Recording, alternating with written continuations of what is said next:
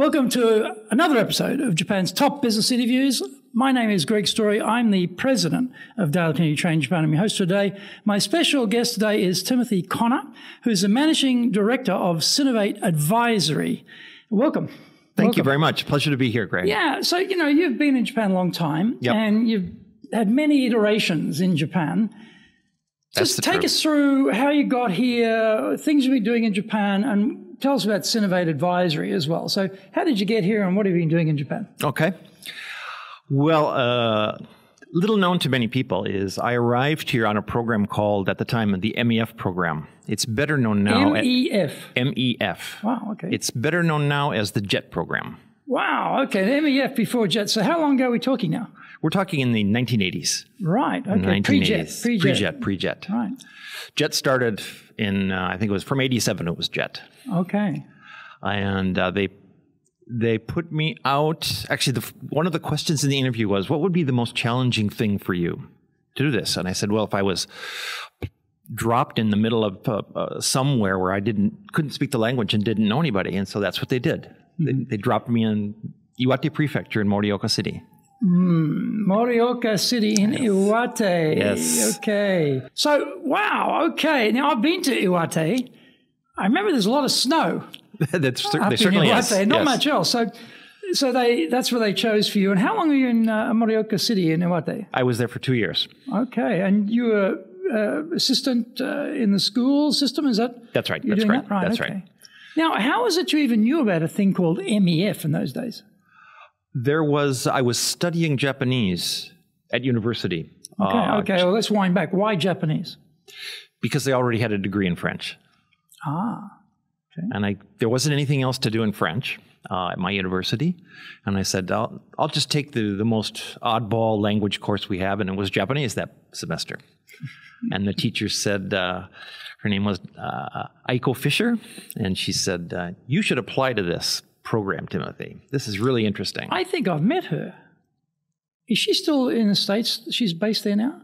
Could very well be. Yeah, I think I've met her. Her husband is a professor at a university in Minnesota. Yeah, maybe I've met her. Anyway, it doesn't matter. Yeah. I digress. But yeah, we were a great team. She was about 147 centimeters tall, and I was, of course, 192. But she said, you should apply for this, and I did. And they dropped me into Iwate Prefecture, which turned out to be a fantastic opportunity. And I spent 2 years there, and my Japanese got good very quickly. I'll bet. Survival Japanese on a daily basis. And then what happens after that? After that, I decided that I wanted to move to Tokyo. And I decided I'm going to try something that I've always wanted to do that nobody knows about. I'm going to go to design school. And so I came to Tokyo, and I spent 2 years at a school called Esmod Japon, which is an apparel design school. So I was working in the evenings as a teacher and going to design school during the day, which is a fantastic, great fun. And when you're 25, you don't need sleep, and so that was a lot of fun. Once I finished with why design school and why apparel? I've always been interested in fashion design, etc. And I always wondered if I could be a fashion designer. Mm-hmm. And this was the opportunity to try. And what was the conclusion? I was able to. I left school, and after working a little bit longer and saving a bit of money, I went out on my own. And I started my own... in Japan? In Japan. Started my own apparel brand. So you started your own apparel brand. How old were you? 26. Unbelievable. 27? 26. Like that, I can't imagine when I was 26 doing that. But you're in a foreign country, you're dealing in Japanese language, and you're starting your own apparel brand. That's incredible. It was great fun. And what was great fun about it is I was doing semi-haute couture pieces. And so I was interacting with my clients on a regular basis. Color, design, shape, etc. And so it was really fun to be able to create something that people really wanted and really enjoyed wearing. So how did you get clients? I mean, I'm a Japanese person looking for some nice clothing, and here's this 26-year-old, massively tall American guy who's going to design something for me. It's not quite logical from a Japanese point of view. How did you convince them to give you some business? Well, first of all, I didn't really go after the run-of-the-mill clients. Okay. A lot of my clients, I had about half Japanese, half non-Japanese.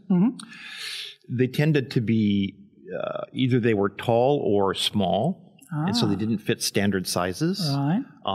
So they're used to having ready to wear or tailored. Well, they're used to custom-made. not being able to buy anything. Right. So I had one client. She was a tiny petite woman, and I made a couple of pieces for her. I made a coat for her, and then she said, "I'm getting married. Can you make my wedding dress for me?" Wow, that's a very complicated little outfit right there. Gee. Wedding dress and the change afterwards, the color change afterwards. And then she said, "Can you also do my veil?" So who's doing the cutting and the sewing and all this sort of stuff? Who's doing the actual handiwork on this? The handiwork was done in various places. Suit type things were done in Hong Kong. Leather was done in Korea. Right. And silk and other specialty items were done here in Japan.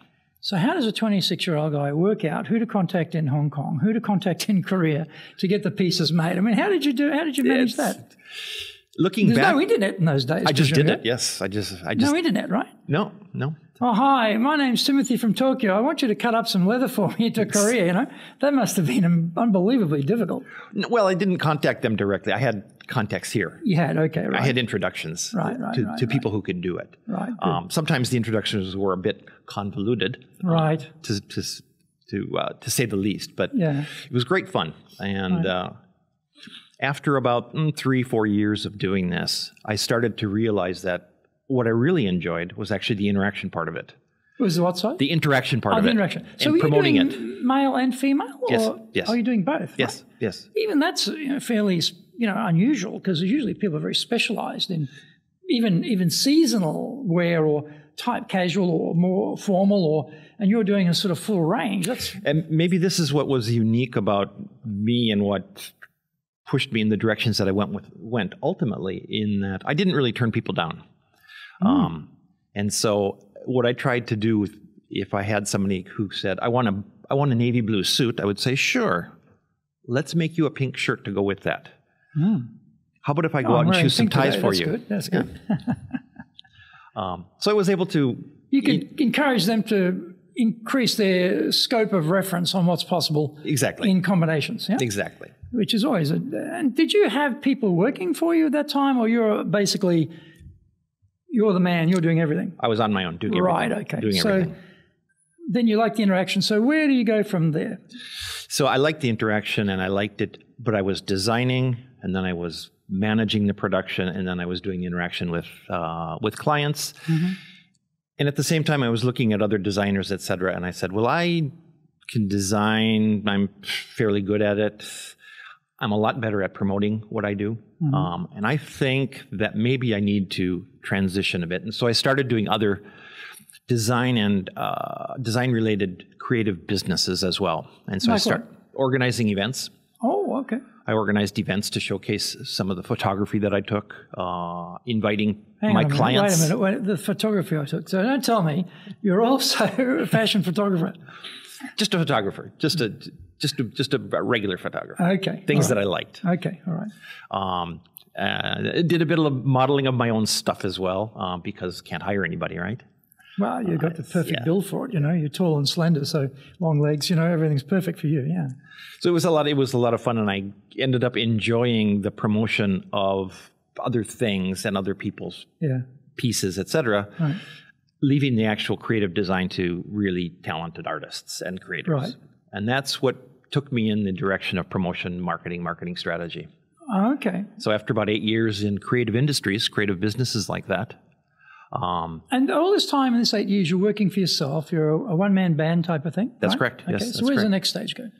It was. I was a one-man band. It was very much. It was the late 80s, and so it was very much boom time. This is. Oh boy. This is the bubble. Oh boy. This is let's go crazy. It was. It was crazy times. Yeah. And it was very much a collaboration era. Really, yeah. In those days. And so it was... And a lot of money splashing around too. There was a lot of money splashing around. Yeah. There really was. Yeah. Yes, I did have the opportunity to have gold-flecked speckled sushi at one time. That's right. I didn't pay for it. You got to have the gold fleck speckled sushi in your life at least one time. Yeah. At least once. Yeah. And so after doing events and photography, and then I started importing other artists' works. And that's when I realized that this is really where I can grow. And, now, is this general design goods, or is this fashion apparel items, or what are we talking about here? Goods. It was not so much fashion. It was, for example, apparel items made by textile designers. Mm-hmm. There were scarves and other textile things done by another textile design artist. Both of them from the UK. Mm-hmm. There were some. There were 2 artists who did ceramics. Mm-hmm. There was another one that was a painter. So I was bringing in, and I was working with a group, sort of loosely collaborative group, and we would bring things in and then promote them. Have an exhibition at Takashimaya. So do you buy the goods and then you sell the goods, or do you promote the goods and then they supply and they're getting paid and you're taking a sort of introduction fee? I mean, how did that business work? At that time, we purchased samples. Right. We didn't purchase a lot of stock. Right, okay. And the idea was that we would take orders for things that people wanted. Right. And have them sent over. So you're the marketing arm for the boutique designers, in other words, right? Exactly. And you've got very unique items that you can't get. You can't go down to the department store, Mitsukoshi or something, and buy it because it isn't there. You can't go down to Harajuku, it's not there either. You can't go to Ginza, it's not there. You can only get it in this one place. So that is also very appealing to a lot of Japanese to have something very different, special, and unique to everyone else, differentiated. Right? It is. Yeah, and, regardless of what we think about the culture, Japanese consumers love new things. Yeah. As long as they can discover them. And it's this discovery part that they love. And so it was really fun. Most these artists had 0 presence in Japan at the time, right? Except for us. Yeah. So that was a really exciting time. The company, I was an investor in the company at the time, was called Rights of Art Bank. Rights of? Art Bank. Rights of Art Bank. Right. Okay. It was meant to be a sort of collective of artists for whom we would manage the rights to their work. Right. And that works well with certain kinds of artists, graphic artists and things. But it was a nascent business industry at the time in Japan. The idea of if you paid an artist to paint something, it was yours in Japan. Right. Whereas overseas, the copyright remains with the artist. Right. Okay. So the idea was to introduce this copyright idea to Japan. Okay. It was a bit early for the market, unfortunately, but it did launch me in the idea of marketing other artists and other people's work as well, which was great, and I was quite happy to have gone through that whole experience. And what's the next stage after that?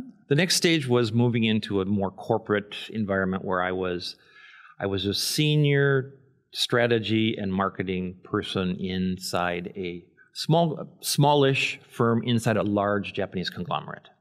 Hang on a minute. Let me run that by myself again. Okay. You're in a small, like a spin-off or a division inside a big Japanese company? Or? It was an independent company. So a subsidiary type of thing? A subsidiary, right? Wholly owned by the Japanese parent company, which was an industrial conglomerate in printing and printing was their major business. They had golf courses, quite a number of businesses, and one of them was this company that I joined and quite soon after became president of.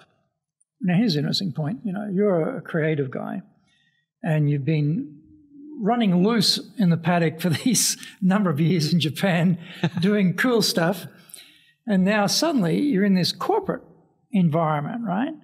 So you've gone from sort of free-range chicken to the battery hen type of analogy here.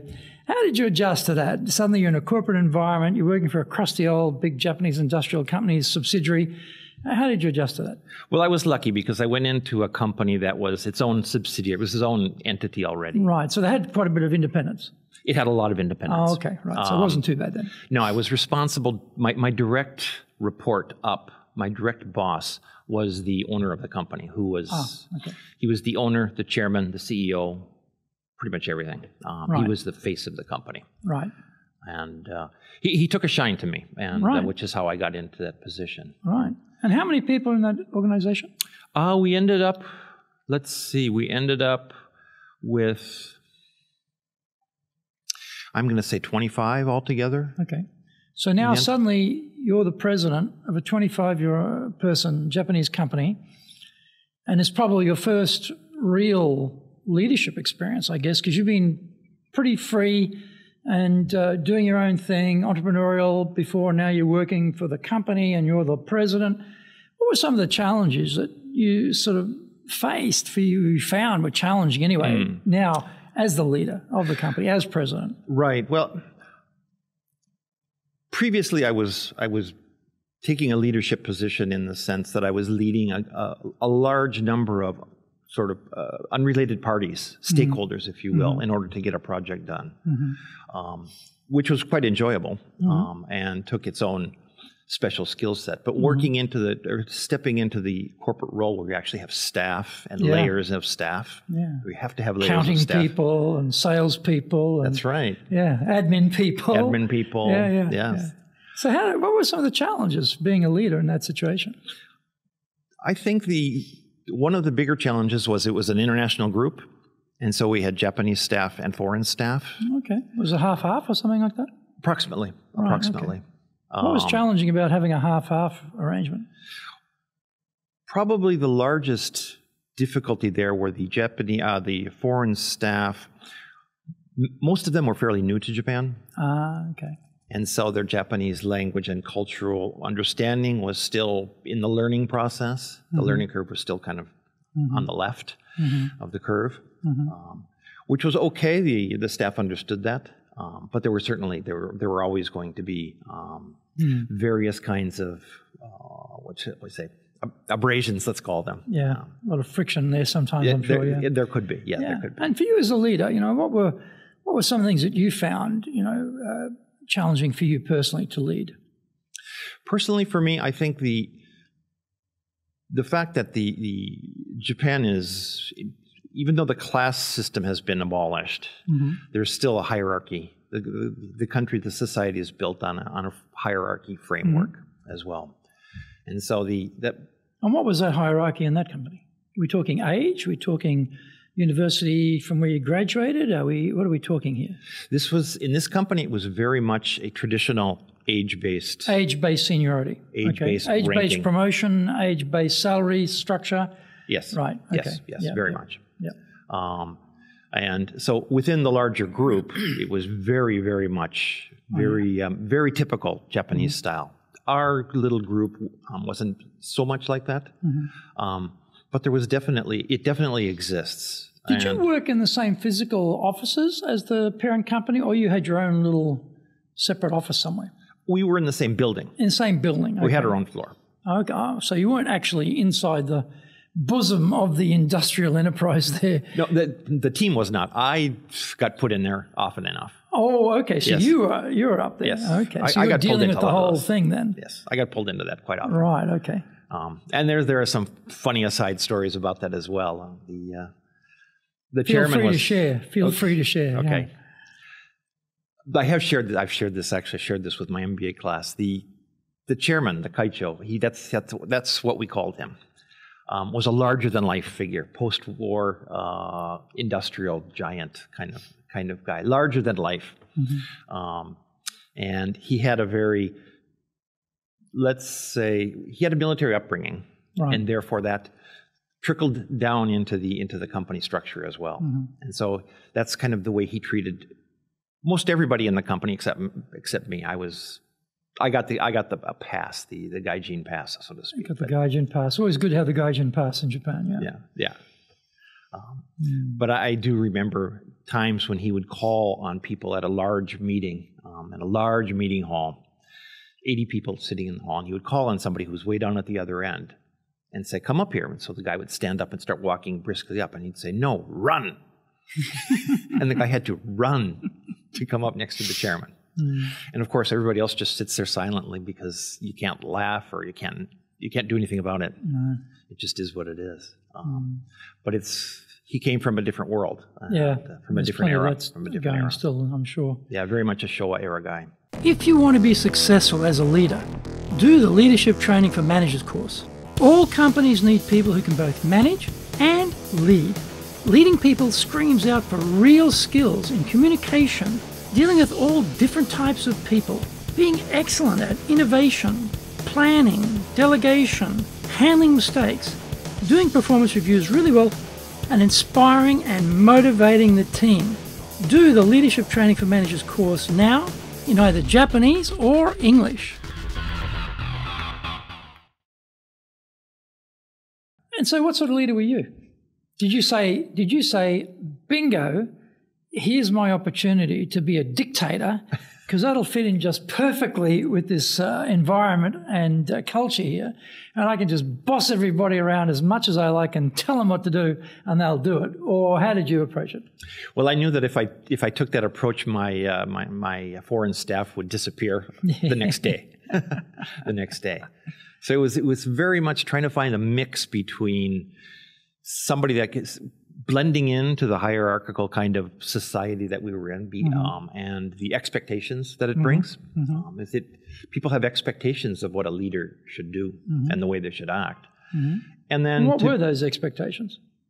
The expectations of a leader from the Japanese staff were more based on, you're the leader and you shouldn't be too friendly with people. Oh, okay. So a little bit of aloofness, a little bit of separation. Yep, a little bit of separation. They insisted that I have a separate office. Oh, no open plan for you? Oh, no. I have a separate office, but then I could spend as much time as I wanted in the open plan area with everybody. So somehow that was okay. Yes, that was the other part of it, the sort of being part of the group aspect of it. Yeah. And so they expected me to be the titular leader, but they also expected me to be part of the team as well. Right. Okay. And so finding that just the right balance in there was challenging a bit to a certain degree. How were the results that they were producing? We did quite well. We did quite well, but in the end, it was 1990.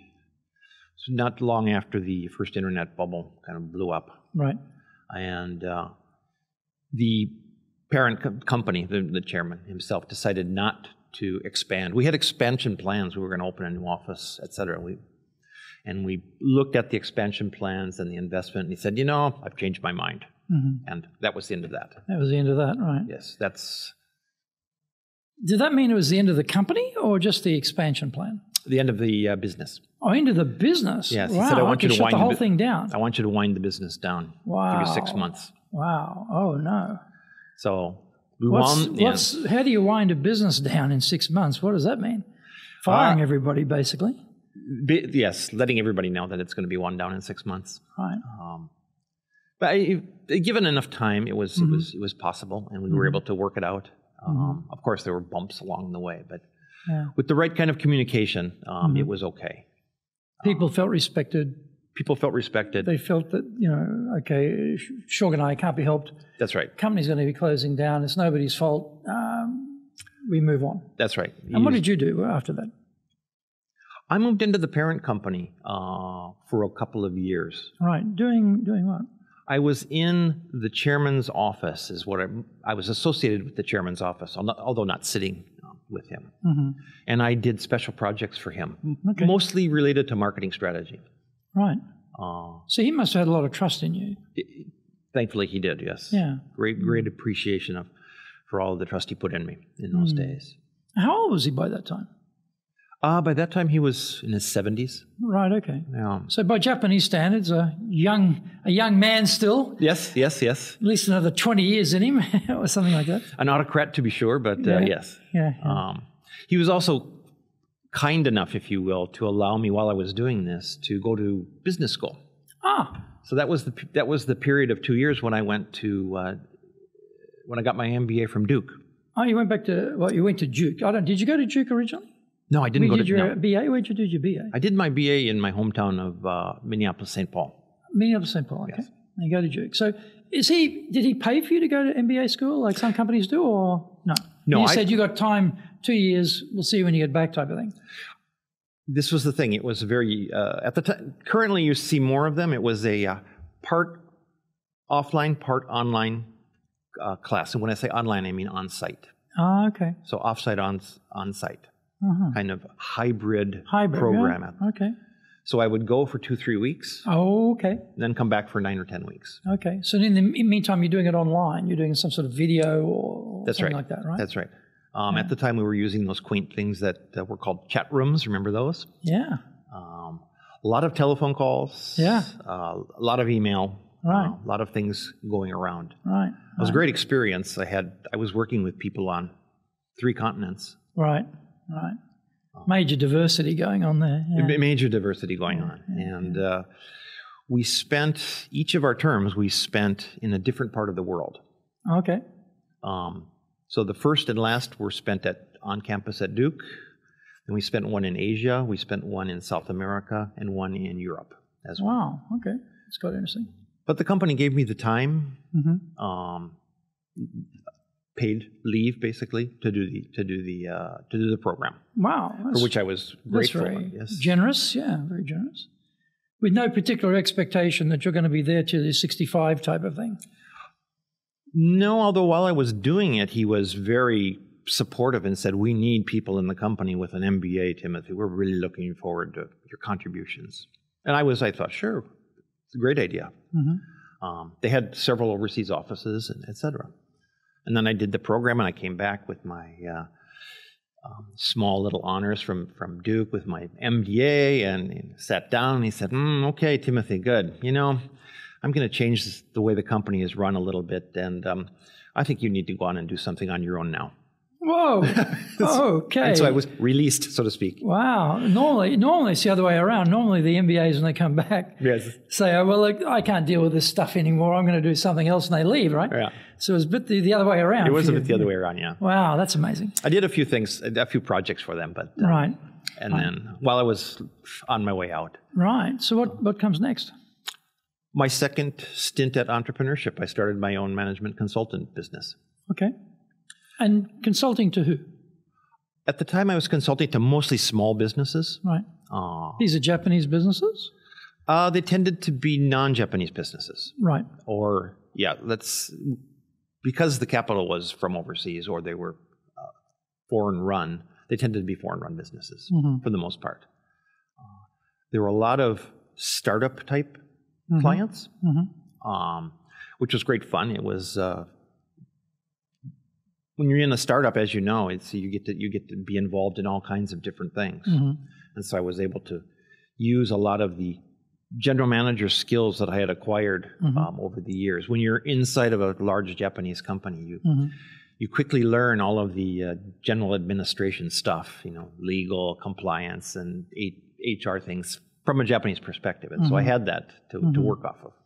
Which for a lot of people, not so easy to get their head around because, the particularly HR, labor law, the types of contractual rules that the government expects you to apply. I mean, that's something you've actually got to know about. Yes. Because if you start breaching those rules, you'll know about it, right? Yes. Not the way you want to know about it, but you'll know about it, right? That's right. Complaints to the labor office or something like that, yeah. And so how long did you work as an entrepreneur doing the management consulting?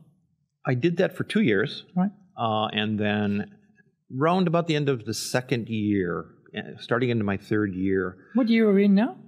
This would have been 2005. 2005. 2005. Okay. Right. I had a client who was also an old friend, and he wanted me to look at a small business that they had. It was a startup. It had been going 2 years. It was actually online, mostly mobile coupons for restaurants. Okay. And he wanted me to take a look at it and see, is there anything that could be done with it? So this would be the company gives coupons to the staff as an incentive. So when they want to go and have a meal, they can use this either discount or full price discount at the restaurant? Is that how it works? Or do people buy the coupons and they get like, a 25% reduction in price? How does that work? We sold the coupons. The coupons were sold. Oh, okay. So people are buying a discounted coupon to get a meal at a certain restaurant. That's correct. Okay, right. So they would buy the coupon, and then they could use it, and then they could download it onto their phone. Right. Okay. And use it at a restaurant. Right. Okay. And in the course of looking at the business and how it might go forward, he and the other two investors came forward and said, "Would you come on as GM of this company? Right. And help us take it somewhere, do something with it. Make it happen." Yes. So how many people are working in this section, this new company? There were 1, 2, 3 salespeople. There was the developer, the IT developer, and then there was another sort of quasi-marketing salesperson altogether. Right. So small business. Tight team. Yes. Yep. Yes, tight team. Yeah. And how long were you doing that? We did it for 6 months. Okay. The idea was to come up with what do we need to grow this business. I put together the growth plan, which required another additional investment because we needed more money to grow. And after thinking about it, the investors decided that they wouldn't pony up any more. They didn't want to go that route, right? So I spent some time in trying to sell the technology. Right.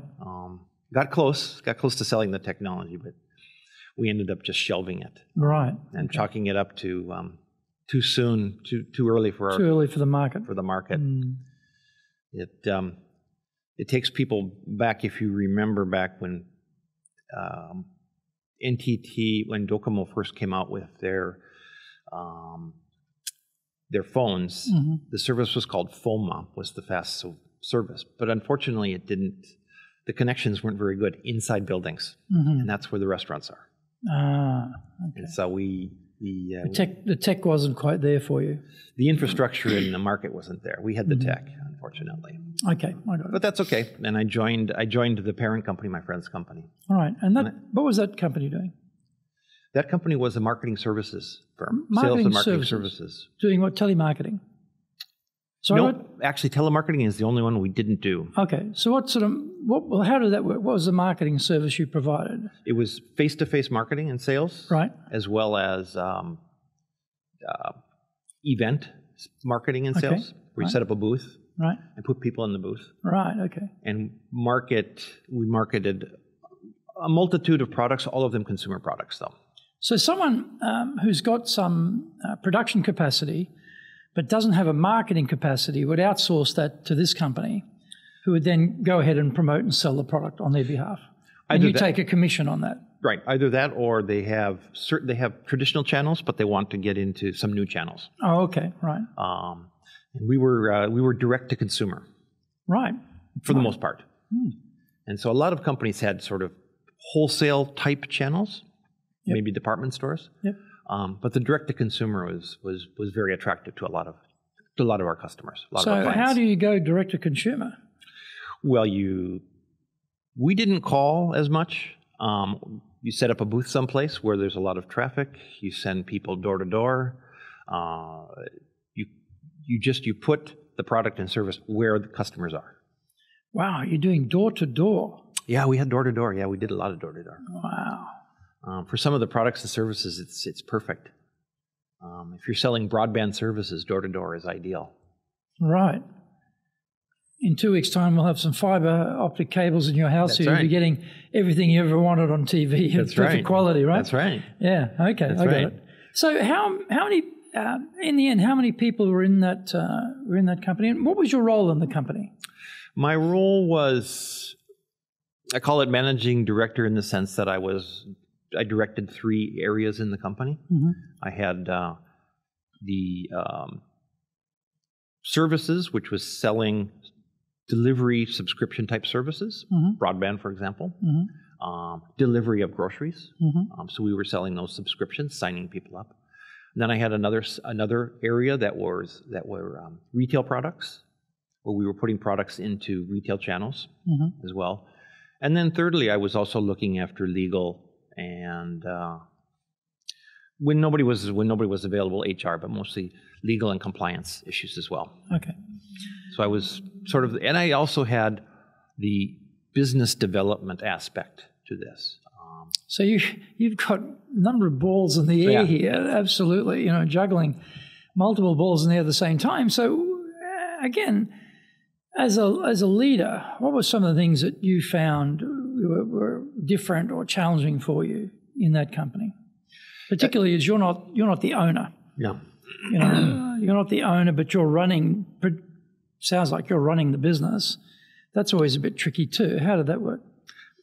Parts of the business, yes. Mm-hmm. My own business programs. Mm-hmm. The biggest, I don't know if I would say the biggest, one of the leadership areas that was sometimes difficult was to set goals and targets with people. Right. We used a lot of outsourced sales people and organizations. And so to set targets for people that we didn't directly manage was challenging. Yeah. It was particularly challenging for the team. Yeah. And again, this was, because it was a foreign-owned company, people who joined expected to be in a foreign-owned company, and so they had certain expectations about that, but at the same time, again, they're from a very homogeneous society that's built on a hierarchy, and so they had expectations as well.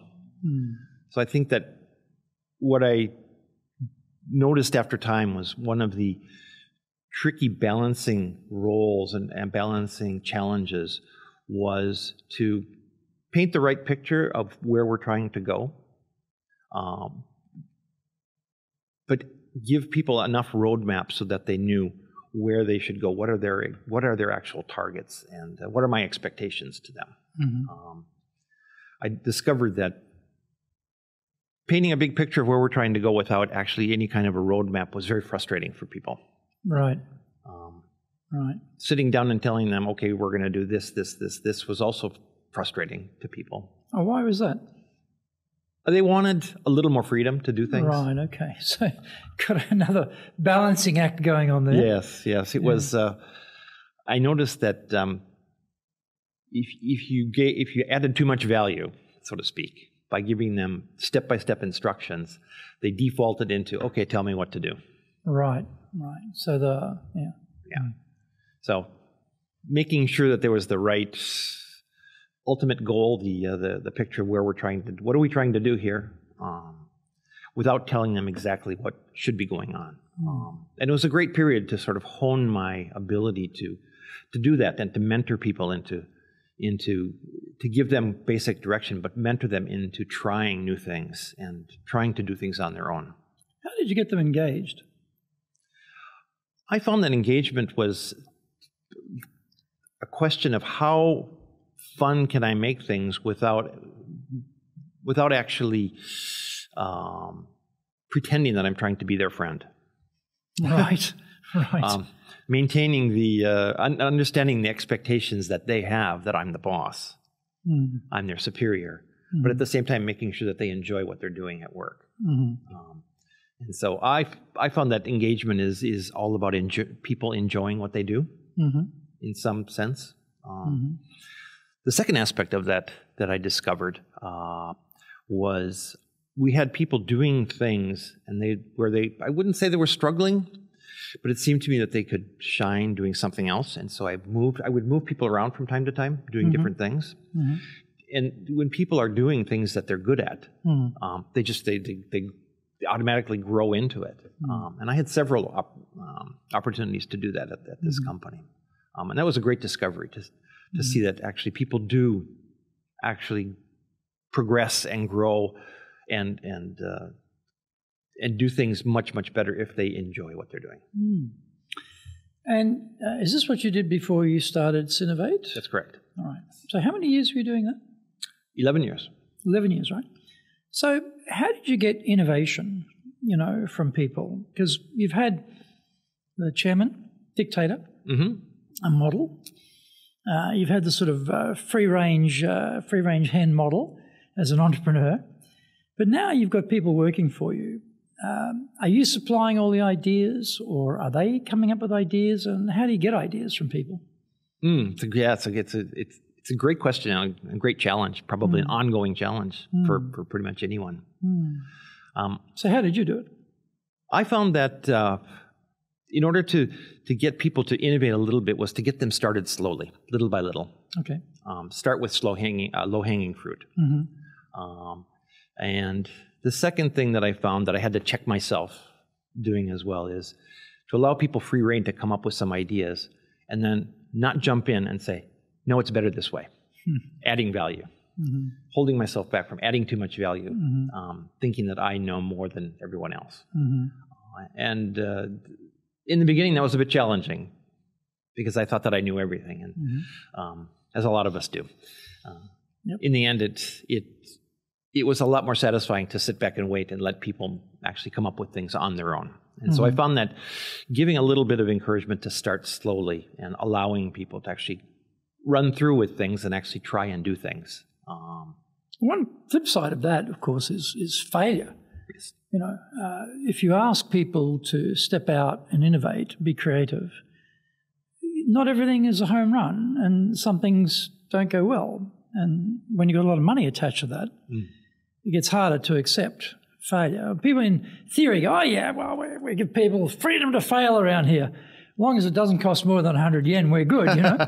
But when you start putting a couple extra zeros on there, it gets a little bit trickier. Yes. So how did you deal with failure? How did you deal with mistakes?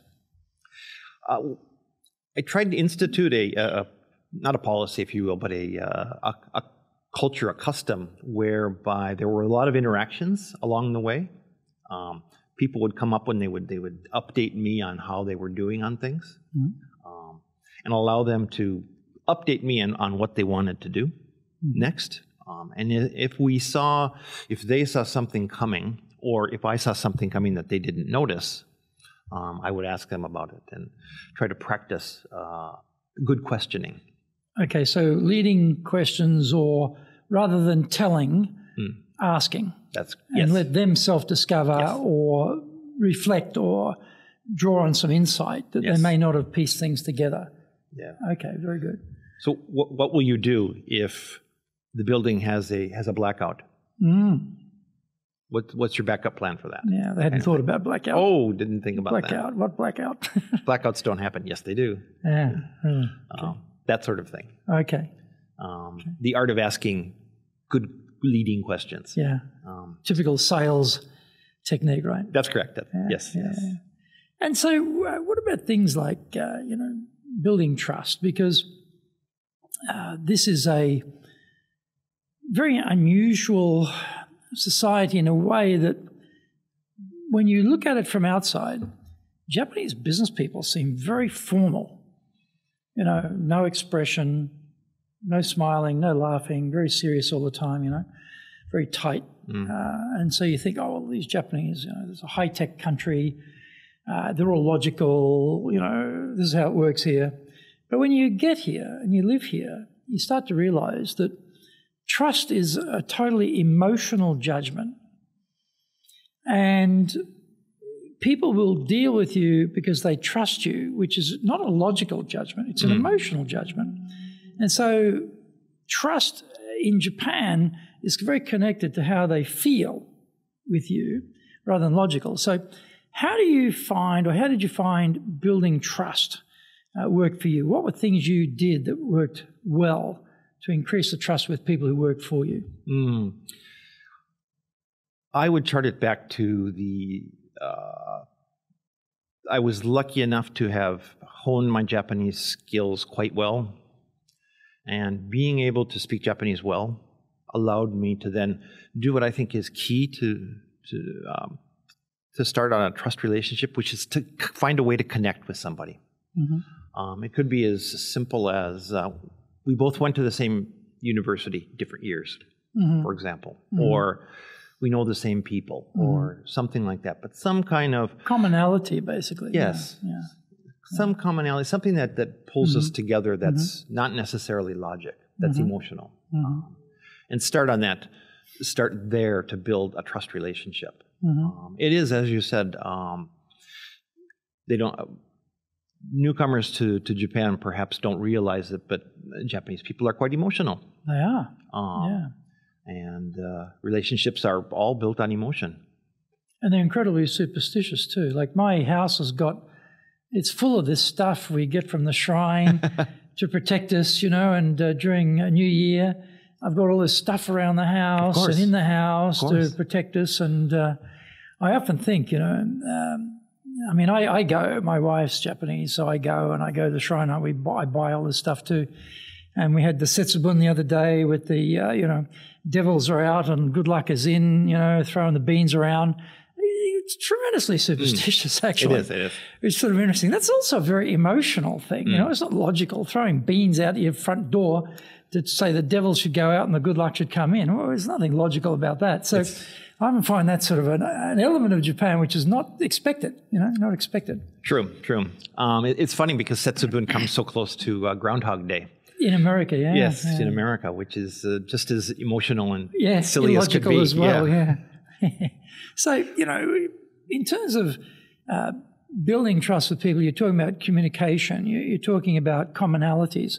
What are some other things you found work well to get trust with Japanese team members? I think that one of the other things that I believe you bring it up in your book, actually, is the ability to read the atmosphere, read the air, the kukyo-yomu. Kukyo-yomu, yeah. And to be able to understand what's going on at any given time. It especially helps if you're with colleagues and you go visit a client, for example. And you come back and you're able to, with your colleagues, with your Japanese colleagues, discuss what you think was actually going on in the room at that time.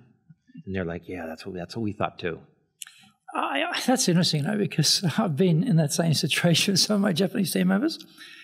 And you think, well, okay, what did you think about the meeting? I said, yeah, I don't really know.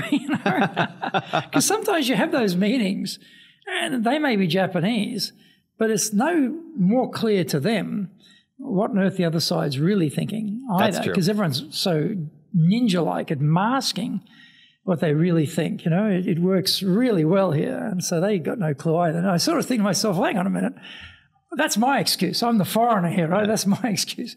You're Japanese. You're supposed to know what's going on. So that's always amusing when that happens. It is. It's funny. I imagine that there's a certain degree of life experience. If you've been in business 20 years, you've got a bit more experience in these kind of things than somebody who's, still in their 5th or 6th year in business.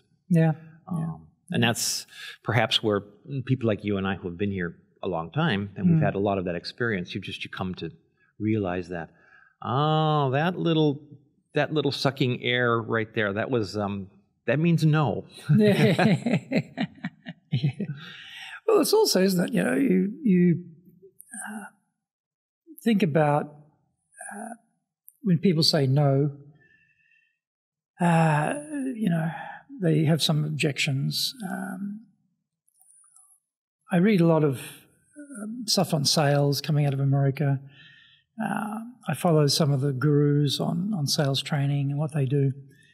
And that whole, for me, it's very American piece about sort of arguing the client into agreement. Yes. And really challenging why they can't do it now and being forceful. I just think to myself, wow, that is not going to fly for 1 second in Japan at all. Not for 1 second. And it's just so different in the culture, and I often think about that. And so, what are some things you've found with your teams to actually help them understand how to really understand what is the problem and how to find out what is the real driver of the objection and how you can partner with them to help them get around that problem? What have you done about that? What have you found works? A couple of things. One is mentoring people to do exactly what you just said, to try and find out what is the issue with the client? What is it that they're really looking for? And do we really have something? Can we really offer a solution? And what is that solution? And to come up with that. And that's, to a certain degree, that's the encouraging innovation aspect. And then probably the most difficult to mentor I found with people is to actually ask for the business. Okay, now this is interesting. Asking for the business. Now, let's think about that. What do they perceive is the downside, difficulty of saying, Shall we go ahead? Shall we start next month? Would you like the invoice electronically, or do you need a paper copy? I mean, any number of very subtle closes, closes inverted commas, in sales that you can use. None of those seem particularly difficult, yet there's a reluctance. So what do you think's driving that? I think it's the reluctance that you just mentioned. But reluctance, why? What are they reluctant about? For them, there's obviously some sort of degree of fear, trepidation, downside for them to ask for the business. What is driving that?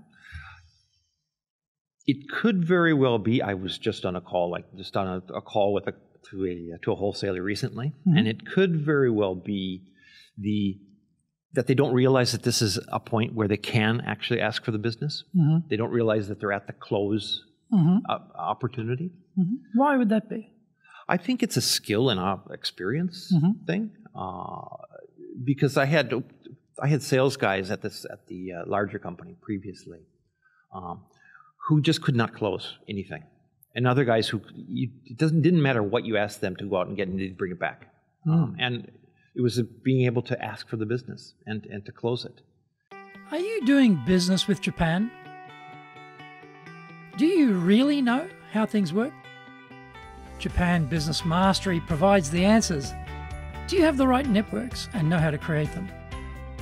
Do you know how to get on the same wavelength with Japanese buyers? Do you know what being trustworthy looks like from the Japanese perspective? Japan Business Mastery is based on more than 30 years' experience in Japan and will become your go-to guide. Want to succeed in Japan? Buy Japan Business Mastery now.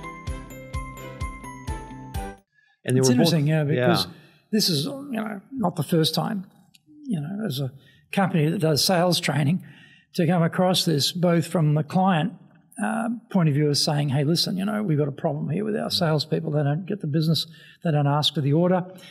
And also in the classes when we're doing sales training and you're doing the role play, and they're not fluent, they're not confident, they don't ask in the right way, they stumble, they bumble, they're shy, they're hesitant.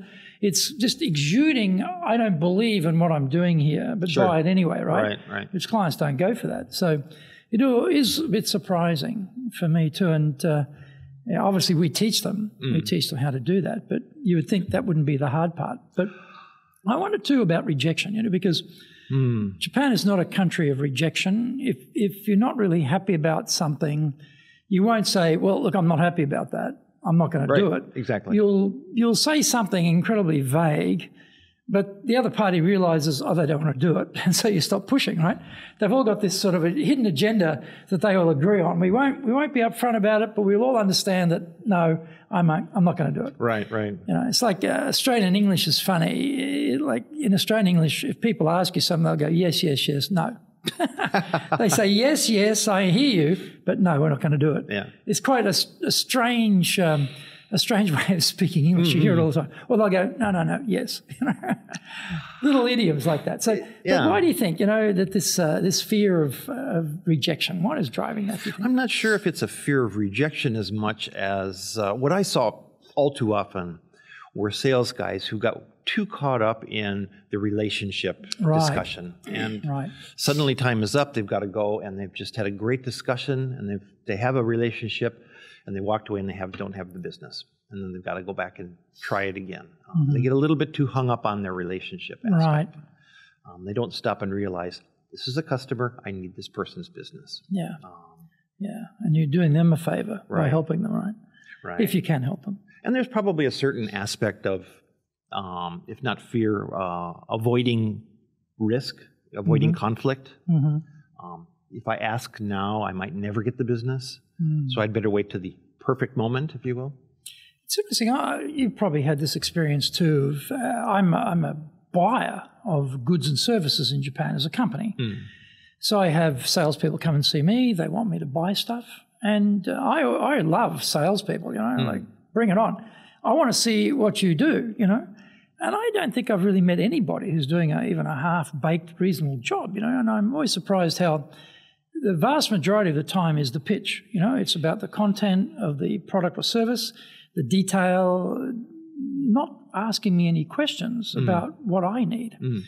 And I always find that a bit strange, but they seem to be in this pitch mode all the time rather than thinking about a need mode. And when you get to objections, they drop the price. They discount the price to get the business. Or they want to argue. Yeah, really, Why don't Japanese people argue too much? Or they tend to want to, let's keep dropping the price till I get a yes, which is a bit strange too. And I remember I had a client, they said, your price is too high for the training. So it was what we teach. And I said, well, yeah, thank you. May I ask you why you say that? Very sweetly, not argumentatively, and curiously. And they said, we have a stiff budget per quarter on what we can spend on training, and your number exceeds that quarterly budget. And I just said, well, if we could split that over 2 quarters, would that help you? Oh, yeah. So it wasn't price. It was timing. Mm-hmm. But you've got to ask the question why that's an issue to discover it's not a price problem, it's a time problem. Yet I think a lot of Japanese salespeople never understand the objection, deep meaning of the objection, because they don't ask why. They just either drop the price or try and, force the subject. So it's a bit strange, isn't it? So, we've talked a lot about things in leadership, and I guess with your company now, Synnovate, is that again, are we back to the one-man band, or have we got a team? Yes. What's going on there? We're back to the one-man band. Back to the one-man band, yes. Okay. So thinking about, we talked a lot about leadership, and you've had, I suppose, in some ways, your kaicho, one-man shacho, the dictator boss, is sort of a, I guess, what do we say, a teacher by negative example, Hanmen Kyoshi type of thing, right? We say in Japanese. What are some of the things about leadership that I haven't asked you about? What do you think we haven't covered that we could have covered? Perhaps what we didn't talk about, which is interesting to talk about, are what are some of the leaders that we've worked for, bosses that we've had that we thought were great leaders, and why? Yeah. Tell us about that. I had a boss for a long period of time who I respect immensely. And one of the reasons that we had such a good, long relationship was the trust relationship that we had between us. And I really felt trusted by him. And so I find that what we didn't talk about is showing that you trust somebody somehow. Right. Communicating it. Communicating it was really important. Right. It was really important. That would, when you talk about your who is the best boss you ever worked for, kind of thing. It's interesting though, because it's very common, isn't it? We presume people turn up to do a professional job. We know that they're being paid to do that. Therefore, the expectation is you turn up, do a professional job, you're getting paid for it. So why do I have to tell you anything? You're getting paid, do it.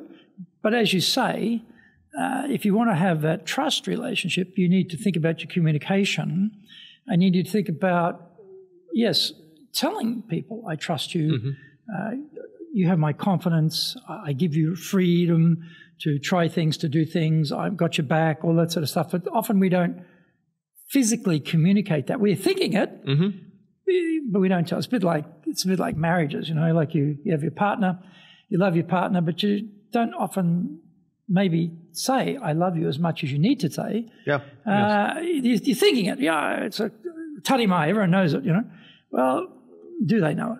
How are you communicating? So what are your thoughts about that part? I really, really like what you just said, and it's something that I've used. I'm going to use it even more now, which is to say to somebody, go out, go for it. Don't worry, I've got your back. It's probably the most empowering thing you could say to somebody. Or it's a very empowering thing that you could say to somebody. And I really like that. It gives people the confidence to go out and do what they already think that they're good at doing. Well, one of the things, too, I've always found in Japan is that Japanese staff are masters of camouflage. They are the absolute ninja of hiding mistakes. This is a no defect, no mistake culture. So people have learnt if they can hide it, hide it. Don't admit it, And I always say to people, look, I have power. I have authority. I have access to money. If there's a problem, I'm probably the best person to come and help you fix that problem. And I will be focused on fixing the problem, not on whipping you, to shreds for causing the problem. However, if the problem arrives on my desk at a point in time where there's nothing I can do, that is a major, major problem. Mm-hmm.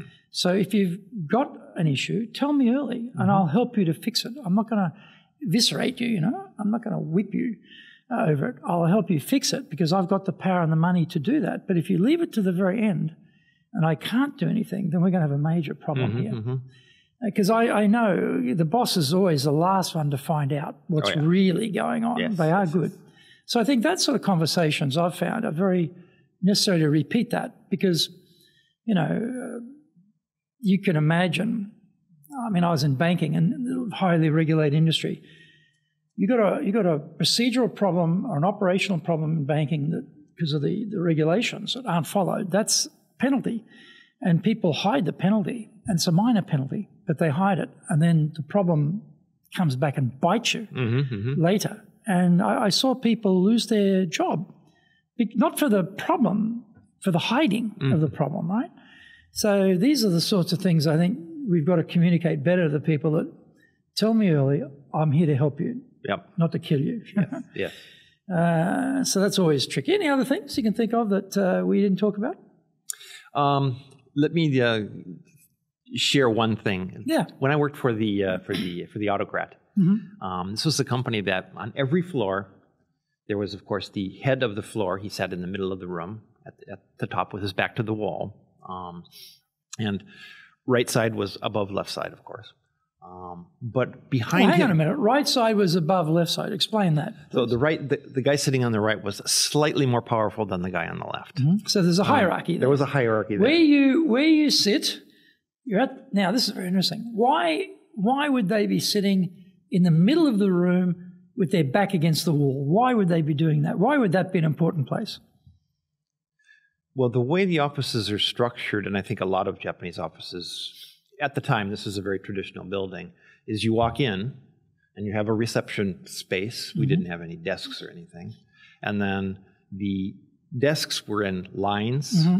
Yep. And at the end of the desk... Facing each other. And at the end of the desk was one guy. And at the head of the table... Was one guy. Yep. Looking out, looking down over the desks. Yep. And they were all guys.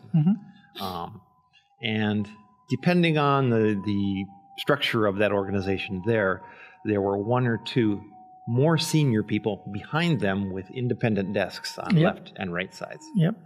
And in that building, often the right side of the room when you walked in was a special office or special meeting room. And the closest to that was the most important guy on that floor. Why is that? I honestly don't know. I think it has to do with the honorific seating arrangements that you find when you go visit a client.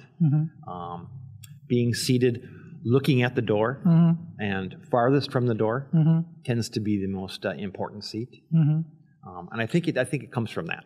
Yeah, I've often wondered about that.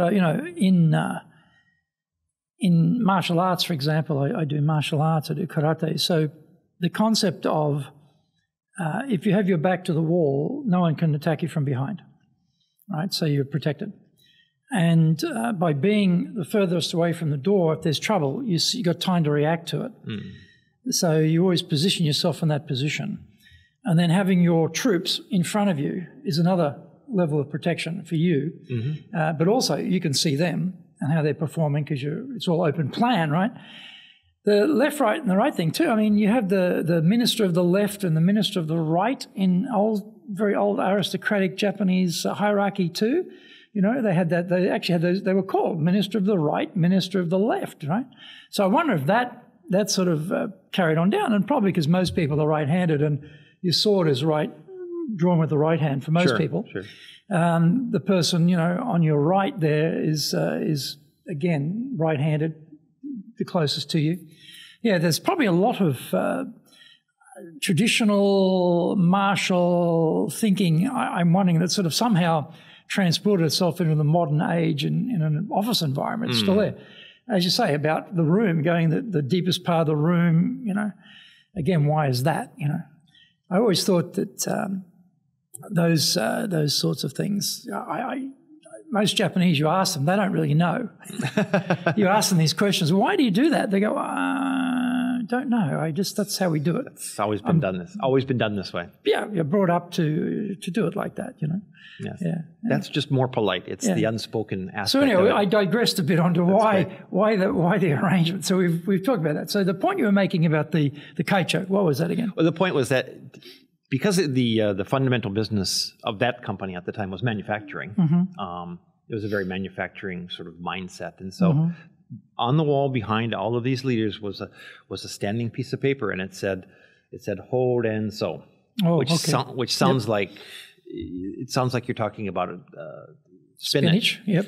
But it's actually hokoku, which is report, rendaku, which is communicate, and sodan, which is seek advice. Seek advice. Yeah. And you're supposed to do that in that order. They actually had that written in kanji, hang on the wall, right? Yep. Okay, and a scroll, no doubt. Of course, yes. And when you really think about it, it's very conducive to a check everything, every step of the way with the boss before you ever do anything. Yeah. And it's, said less politely, it stifles innovation. Yeah. Said more politely, perhaps, it's why preparations are perfect in Japan.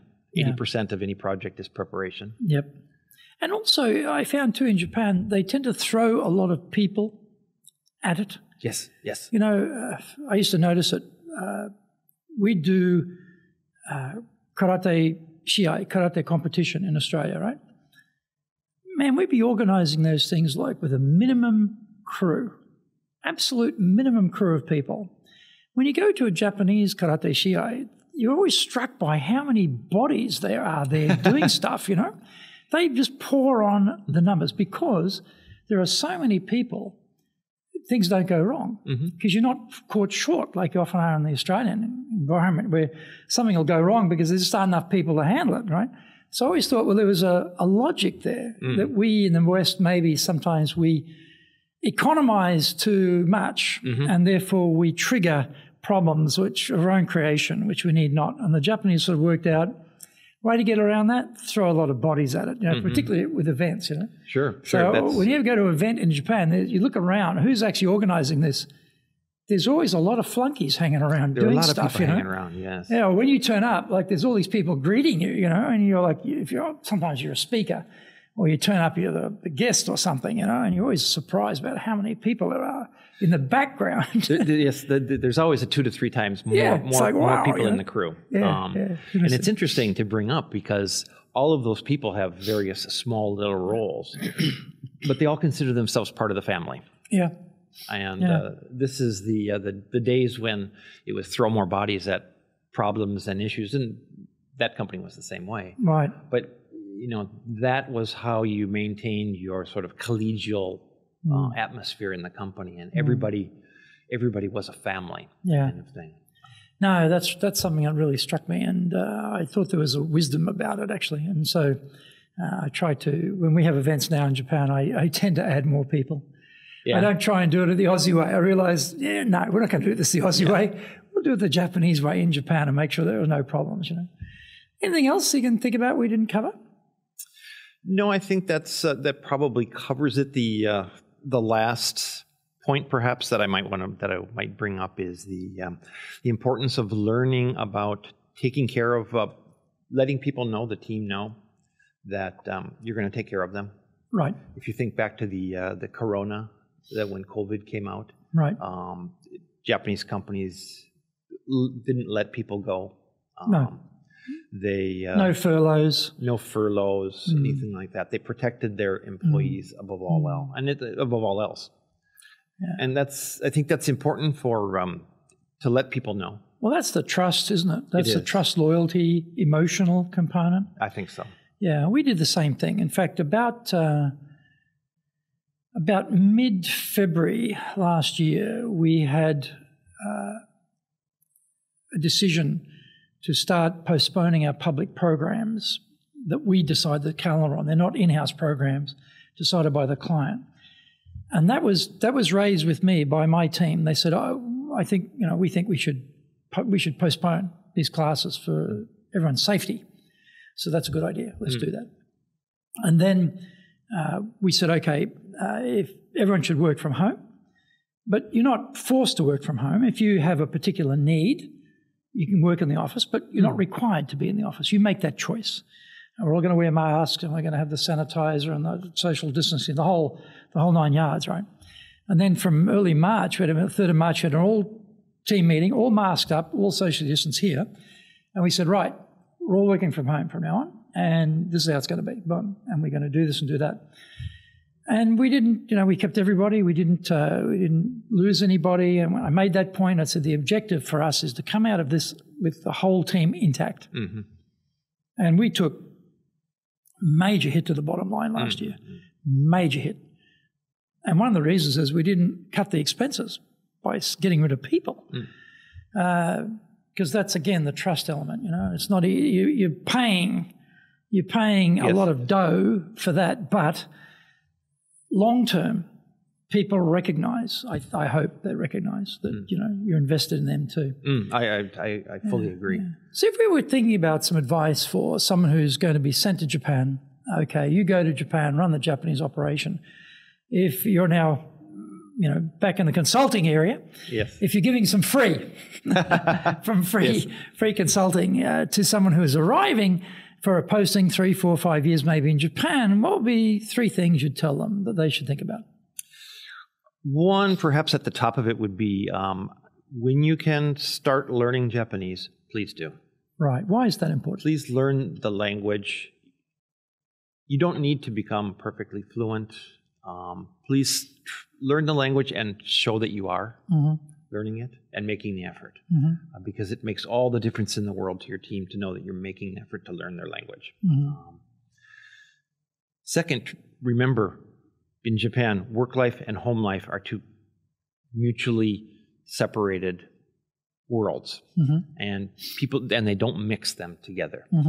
And so things like working from home is a nice thing to do if people actually have a place in their home to work from, as opposed to the kotatsu table sitting on the floor in the rokujo room, or the kitchen table, or the couch and the low table or something. Right. And remember that people are not going to bring aspects of their private life to work with them. No. And they both good and bad. Do you think that's changing? I asked that question because generationally, it seems that younger people, their expectations seem to be different.